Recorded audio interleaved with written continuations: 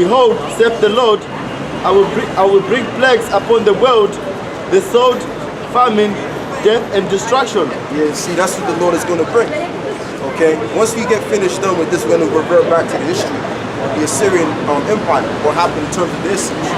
But the Lord is going to bring death and different plagues and destruction. Okay? That's famine involved in that too. Very strict man. Is this talking about is this talking about something that happened 200 years ago or 2,000 years ago? No. The prophecies that we're reading out of this Bible are prophecies that are going to take place in these times. Okay, go on. For the wickedness have exceedingly polluted the whole earth, Which is these times, this time period. Go on. and their hateful works are fulfilled. Go on. Therefore saith the Lord, I will hold my tongue no more as touching to their wickedness. Now the Lord is going to start acting. How is he going to start acting? He's going to use the military. Okay, and I'm talking about World War III. That's going to be inactivated, and prior to that, before that, you're going to have martial law, where you're going to have the militarized police officers. Okay, they're going to be known as police officers from being in the military, and they're going to basically kill the people. This is why our people, they got to get back to this. If you're a part of this, but if you're not a part of this, my man, then basically your people are going to go into captivity, slavery, push-ups. That's their future. They're going to be slaves until this people there. You know? He's like, damn, what did I be stepping, man? So, you know, hey, that's just the bottom line. Right. Yeah, he's thinking it's radical, but we're not. All we're doing, man, like, we're just bringing out the scriptures. We're prophesying. Okay, the men of the Lord were called men. Okay, he's probably thinking, oh, they're probably Muslims or something. You know, I have to keep saying this time and time again, we ain't no goddamn Muslims. You're going, bro. Therefore saith the Lord, I will hold my tongue no more as touching their wickedness, which they profanely commit, neither will I suffer them in those things, in which they wickedly exercise themselves. Yeah, like for example, sodomites, being a sodomite, one man drinking another man up his behind, you know, and a woman doing that which is unseen. So these are the things that they're exercising themselves in, man. Witchcraft, sorcery, having sex with children, man, adults, having sex with little kids and stuff like that. So that's wickedness according to the Heavenly Father, man. Okay, so all of that and then some, that's all going to be destroyed, along with the society. This is what you have, a big ball of confusion, because there's no laws or no universal laws that are being activated. So when you don't have the laws of the Heavenly Father being activated on earth, as I always like to say, this is what you get, a society such as this. Okay, we have people out here that don't know who their father is, or even in some cases don't know who their mothers are. Okay, or don't even know who their parents are, because the society that they live in is so jacked up, man. Okay, you even got certain kids out here, they got to deal with their parents being on drugs, being on coke and all of that stuff. Okay, or in some cases, parents got worried about their kids being on drugs. So this is a cursed place. This society is a cursed and desolate place, without no sort of strict order. So we don't have no strict order or no foundational order in the society. This society got to go. It's already destroyed already. Go on, bro. I don't need to, you know. I don't want something else. Behold, the innocent and the righteous blood cried unto me, Right. and the souls of the just complain continually. That's the dead souls that complain continually. Like, for example, you got the ones of our people that are being shut down by these devils in America. And those souls are crying unto the Lord. So, you know, you best believe that those spirits, the Heavenly Father hears the spirits up there. Okay, go on. And therefore saith the Lord, I will surely avenge them and receive unto me all the innocent blood from among them. Yeah, the Lord is going to avenge those souls. So the Lord has every other reason on why He's going to send His Son to bring about havoc. Because see, a lot of you people, or Christians, a lot of you think that the Heavenly Father is a man or a power that cannot do no hurt. he's just gonna come down and send roses and flowers of all sorts and try and get people in the Rainbow Coalition. That's not gonna happen, man. When the Lord sends his son, who's the world called Jesus Christ, he's gonna do a lot of killing, man. Haven't you read this Bible, man? Come on now. Come on, man. I don't know what book you're reading. Go on. Behold, my people is led as a flock to the slaughter. I will not suffer them now to dwell in the land of Egypt. But I will bring them with a mighty hand. But he's going to bring us with a mighty hand. And a stretched out arm. And smite Egypt with plagues as before. So how is the Lord going to do that? The Lord is going to do that by using his angels, man. Using those chariots, okay, that's floating around in the sky somewhere. Which is what the so-called white man calls UFOs. That's how he's going to deliver his children out of the hands of the modern day Egyptians.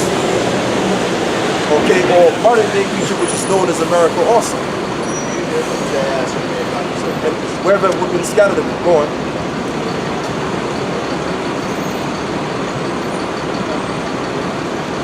And destroy all the land thereof. Egypt shall mourn, and the foundation of it shall be smitten with the plague and punishment that the Most High shall bring upon it. Yeah, so there's a certain part of the earth that's going to be smitten with plagues, and the punishment shall be heavy upon it. Okay, and that's America ultimately, because America is going to become a 5,000 square mile desert.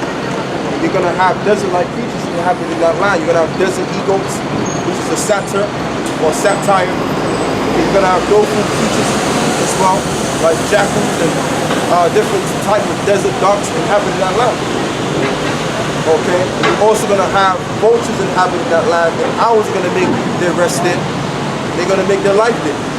So America is going to become a desert real soon, after World War III.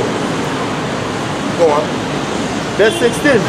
For there shall be seditions among men and invading one another. There shall be seditions among men. Now we're going all the way back to the topic at hand, the siege. There shall be seditions among men.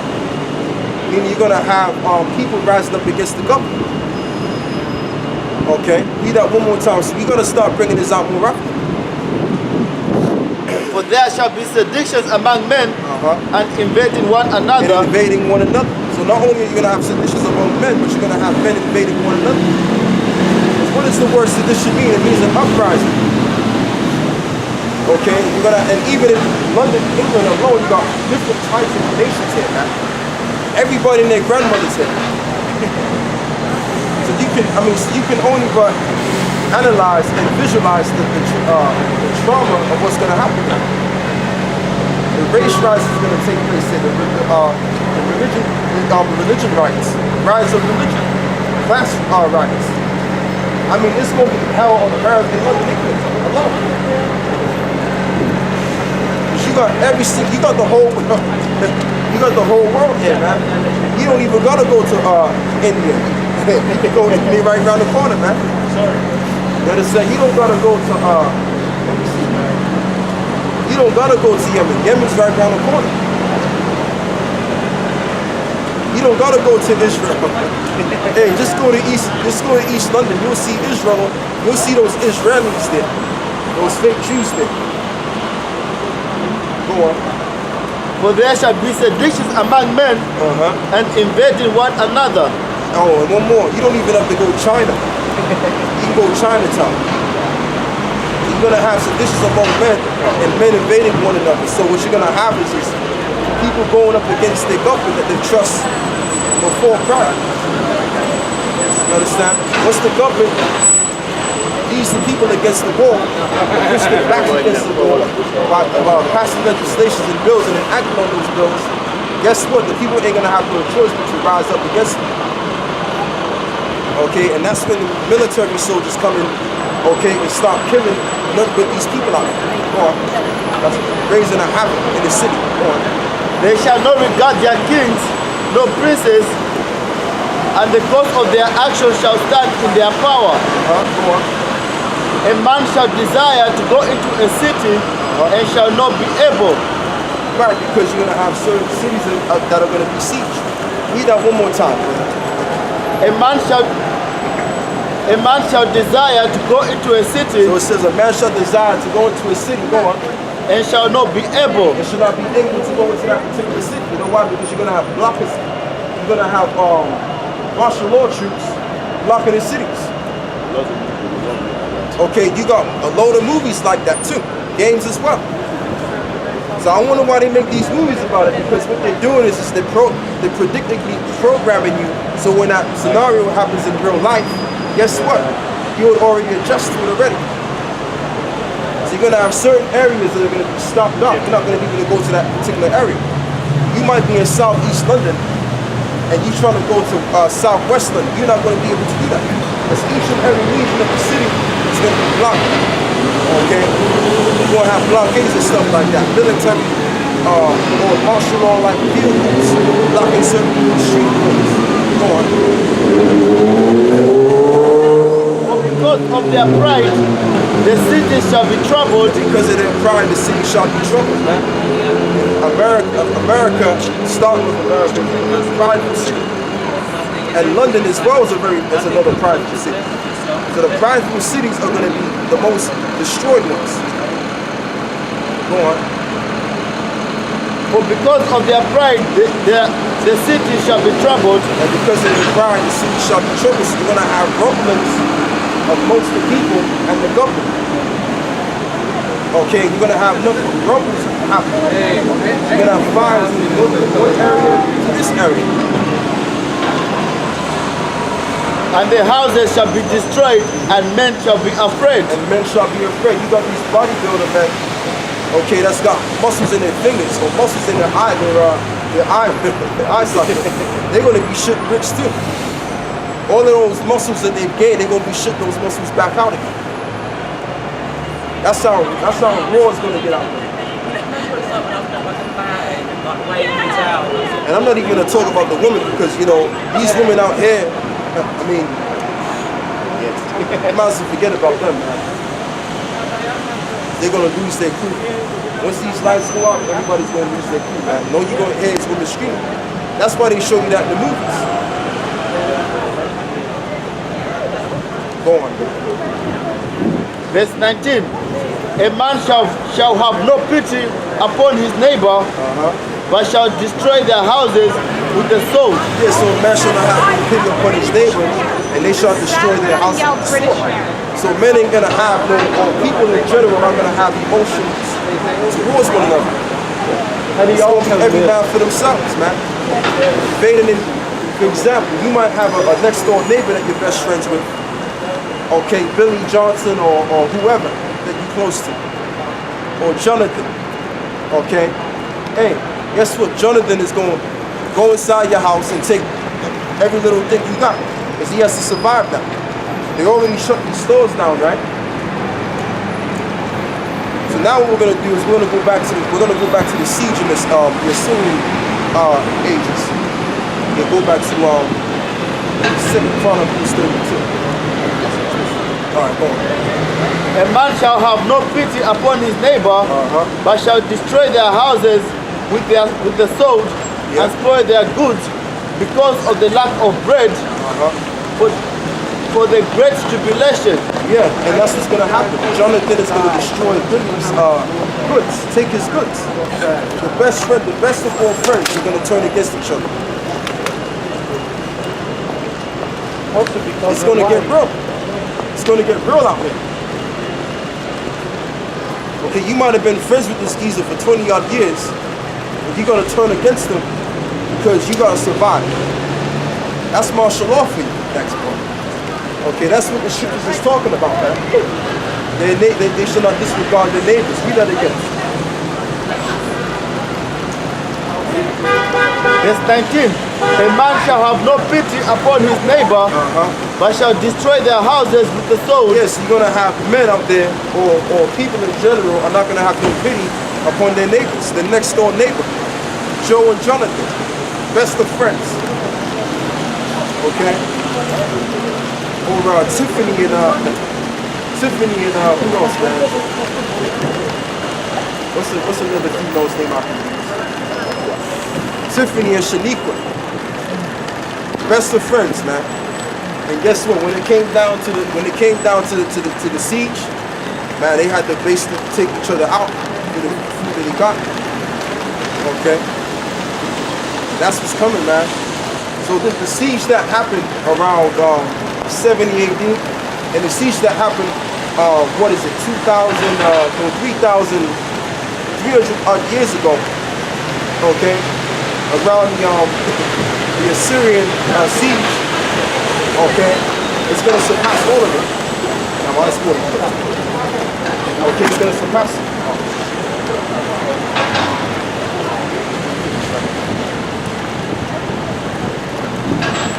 So go back to the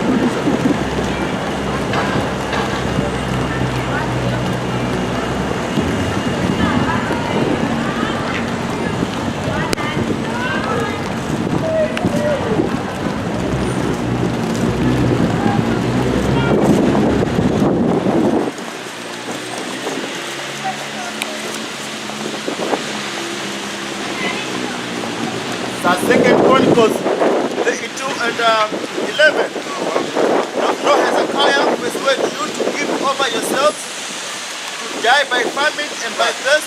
Right, so this is going all the way back to the Assyrian situation, and we might just cover more of this next week as well, because there's a lot more we gotta cover on this, man. Because basically, you have to cover it because we're gonna go through the same thing.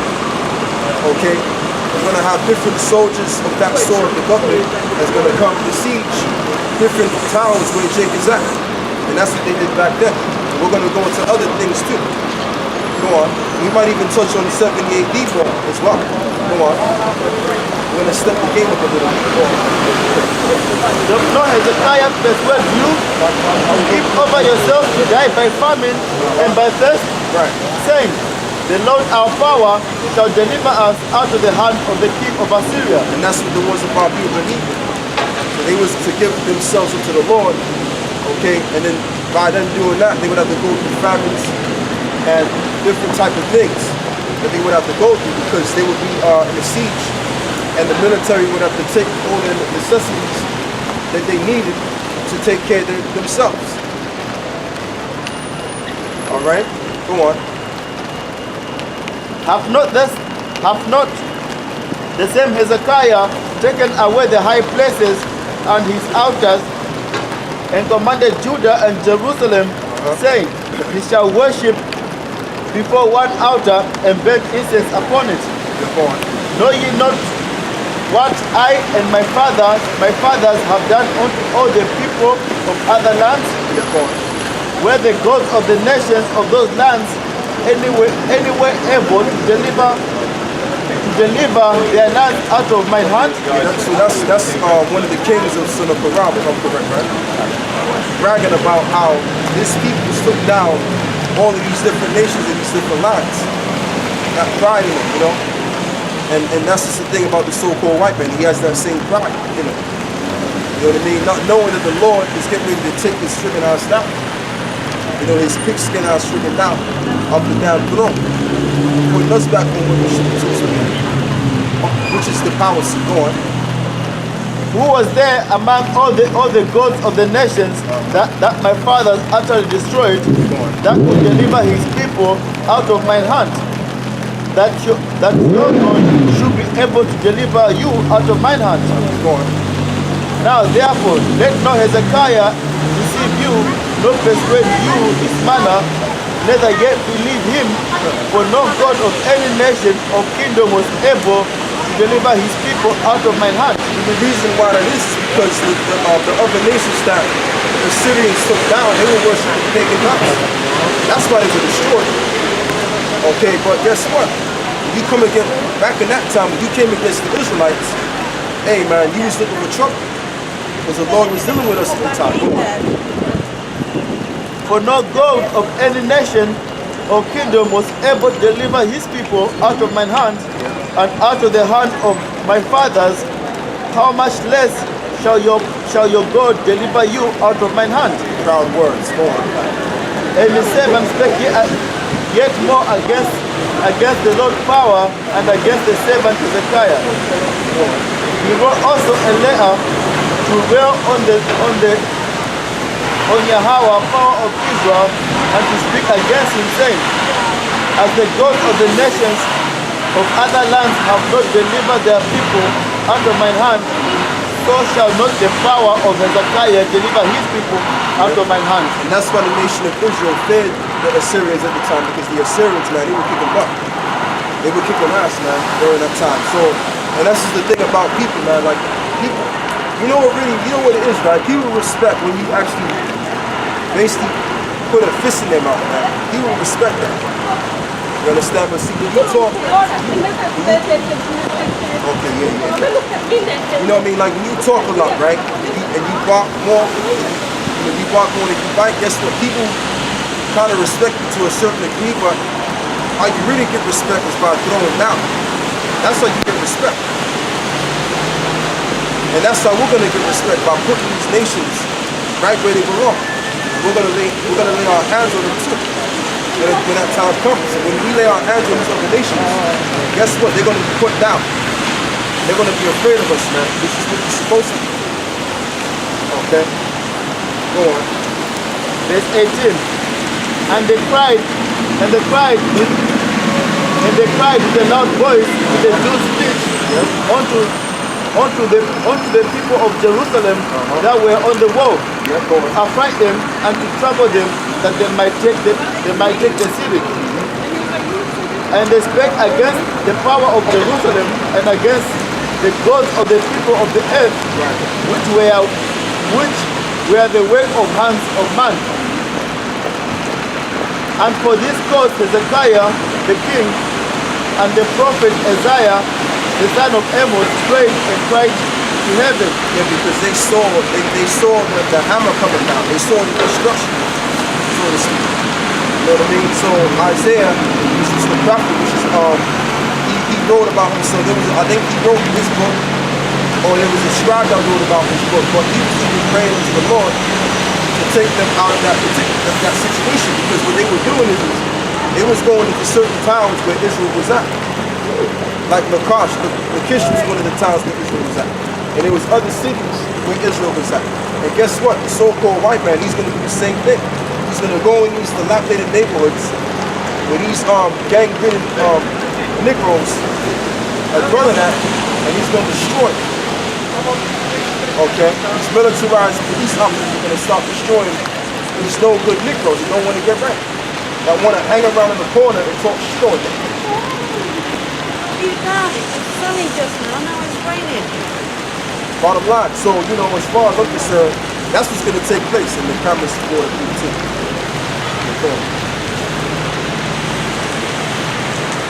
And for verse 20, and for this cause Hezekiah the king and the prophet Isaiah the son of Amos prayed and cried to heaven.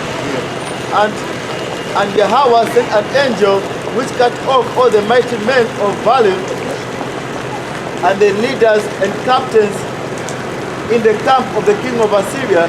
So he returned with a shame of face to his own land.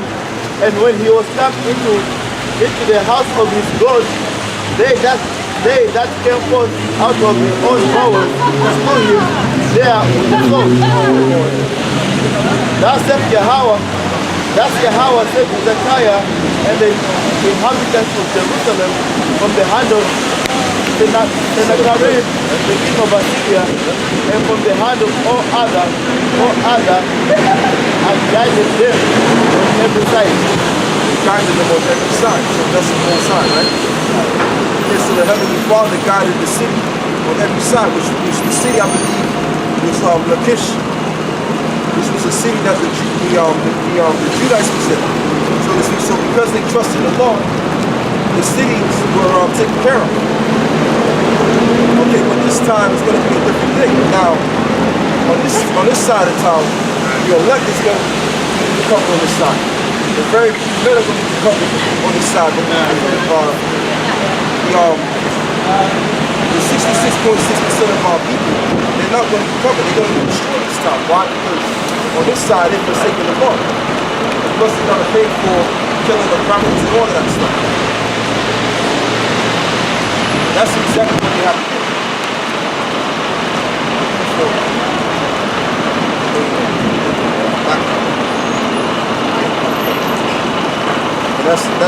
on that. So another thing I want to touch on is something else.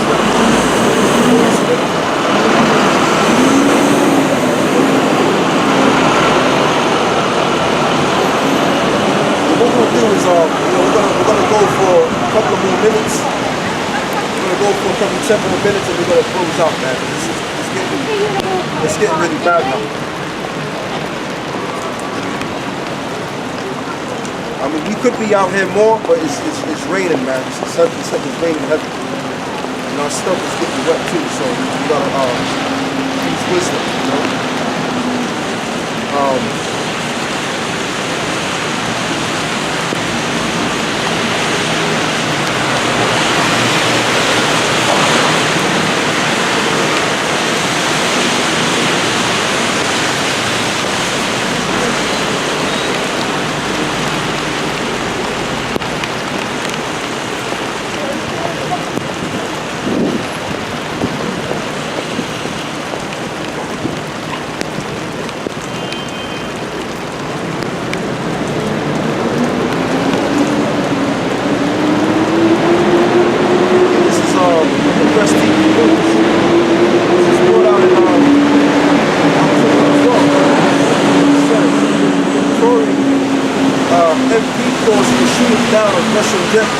Over Syria. A senior member of the UK Parliament has called on the government to enforce a no-fly zone, that was switching gears now, over Syria, and allow British fighters jets to attack Russian warplanes that reached them. So this thing is getting serious. This World War III thing is getting real serious. Because they're looking to hit a Russian warplane.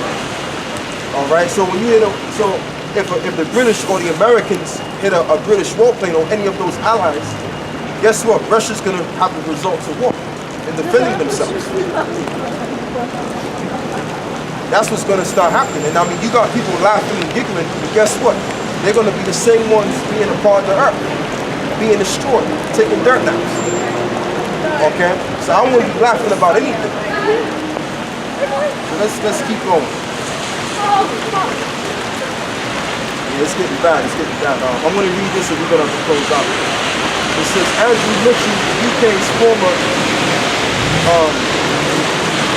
International Development Secretary, told BBC that if shooting down Russian jets ends the conflict in Syria, which it won't, it's going to intensify it, right? Let's go back over here. Then that is what Britain and its allies should focus on. What we are saying is very clear. No one wants to see a firefight with Russia. No one wants to shoot down a Russian plane. Mitchell said, but what we do say is that the international community has a vital responsibility to protect, and that protection must be exerted. If that means confronting Russian air power defensively on behalf of the innocent people on the ground, we are trying to protect, then we should do that. We should do that at the top. Okay, so I mean, pretty much, this guy is so proud, and he really thinks and believes that shooting down a Russian warplane is going to solve the problem. And at the same time, threaten Vladimir Putin from not going into this war. But what it's going to do is going to be the quite opposite of that. See? Because it's really going to intensify this World War III even more. It says, Mitchell said attacking Russian jets will not amount to a declaration of war against Russia, and was rather a sign that Britain will stand against Moscow's war crimes.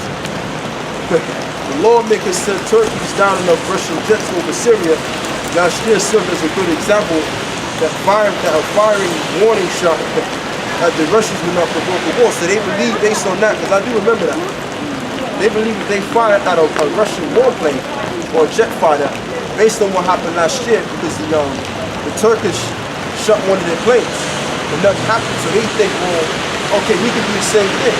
But guess what? Turkey is a small ally. Turkey ain't really nobody, man. But if America or one of the big major players do that, guess what? It's going to be war. It's going to be problem. That war instinct that Vladimir Putin has is going to be in the midst. He's going to have to basically perform what he has to do.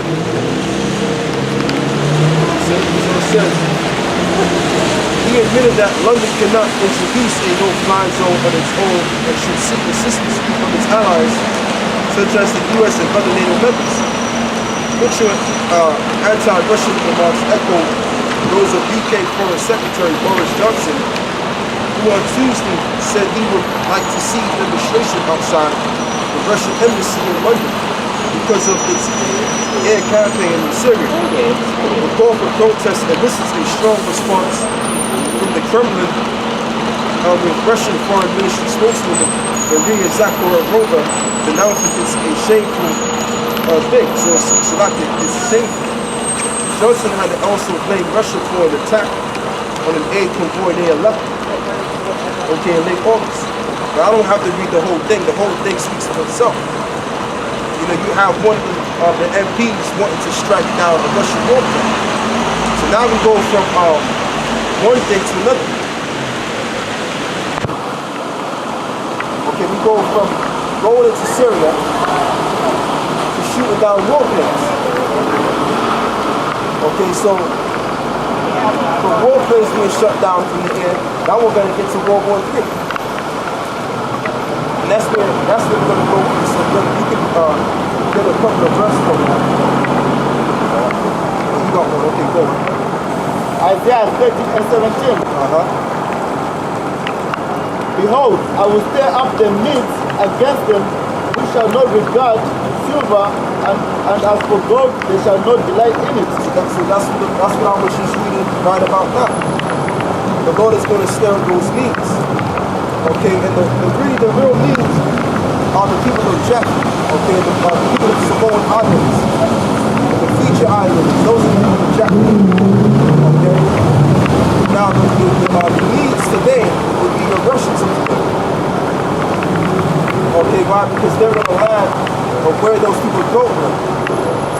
Whether it was make God go God. God go make God. Let me say it correct.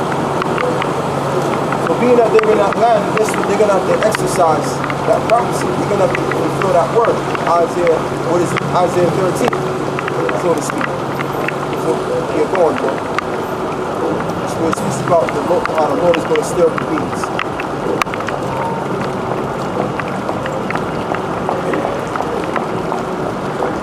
Behold, I will stir up the midst against them, who shall not regard silver, and as for gold, they shall not delight in it. Meaning when it's time to shoot those nuclear missiles off, whether they pay them off or not, they're not going to regard that. They're not going to regard shoot those missiles stuff. No negotiations, none of that. Straight down to the war, going. Their bows also shall dust the young men to pieces, and they shall have no pity on the fruit of the womb. Right. They're not going to have no pity on the fruit of the womb. So all these newborn babies or babies in the womb, when they're going to actually be inside the mother's stomach, they're going to be disintegrated when the missiles are being brought forth by the Russians. They're not going to give two shits anymore because they would have already had enough of America's